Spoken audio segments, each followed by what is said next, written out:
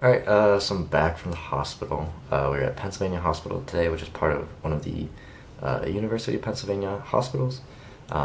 It's downtown Center City. But we were there for a organ recovery today. But yeah, before we dive more into that, I want to kind of go over the two types of organ donation that can occur.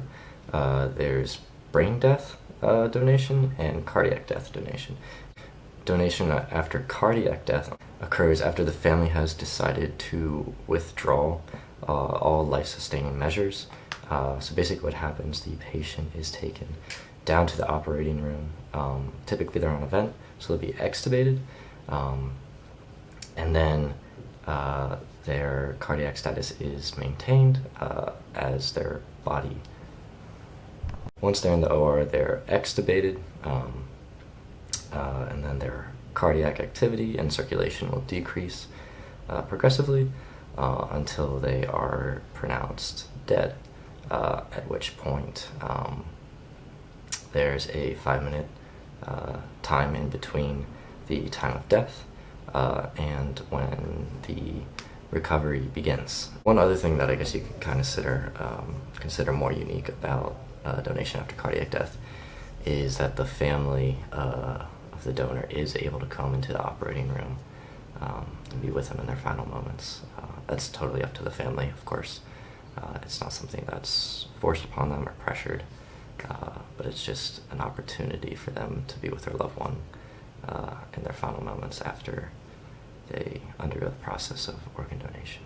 So today's recovery was a donation after cardiac death, which is really cool to see because the first recovery that I saw was a donation after brain death.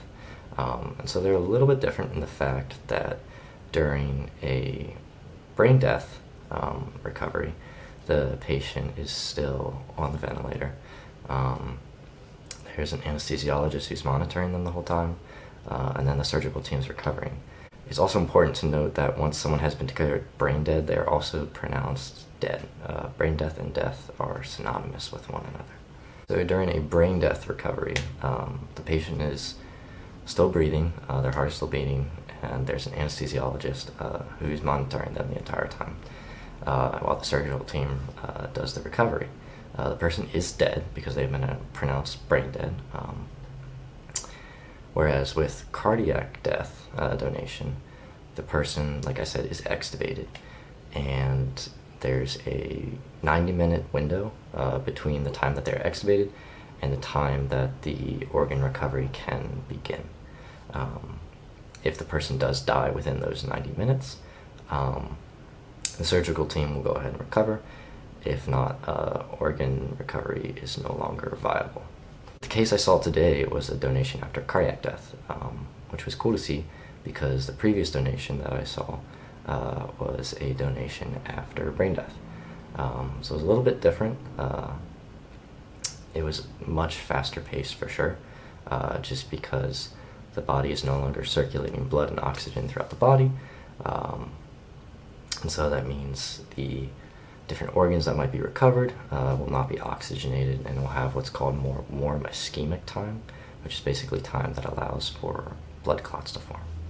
One thing that was especially interesting about this case is that there was a point where the healthcare team thought that the patient might progress to brain death. And if that's the case, we try to wait to see if they will progress to brain death because that often allows for better outcomes with transplants of the different organs.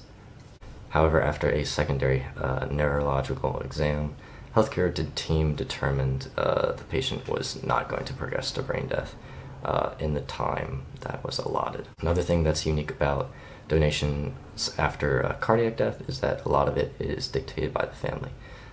So the family of the donor today said that they wanted the recovery to happen today, which meant it had to happen after cardiac death.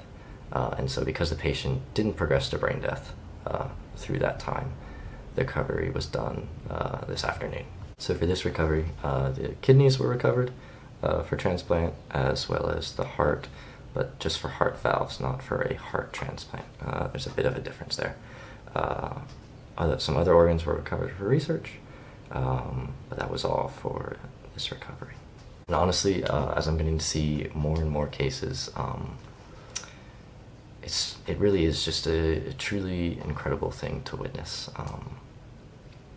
How from one person's life, 1, 2, 3, 4, 5, and more, other lives can be saved, and an amazing opportunity to witness.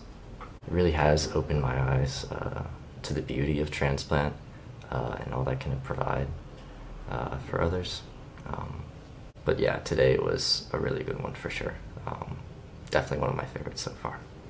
But yeah, anyways, now I'm gonna head off to the gym and then grab some dinner, and then just relax the rest of the night. Okay, so that is basically it for today. Yeah, it was a really eventful day. Super cool seeing the recovery that I did. But yeah, I'm on call again tomorrow, and who knows what that will hold.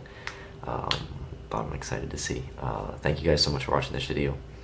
If you enjoyed the video, drop a like, and if you have any questions about anything, feel free to comment down below. And if you enjoy the kind of content that I post, make sure to subscribe.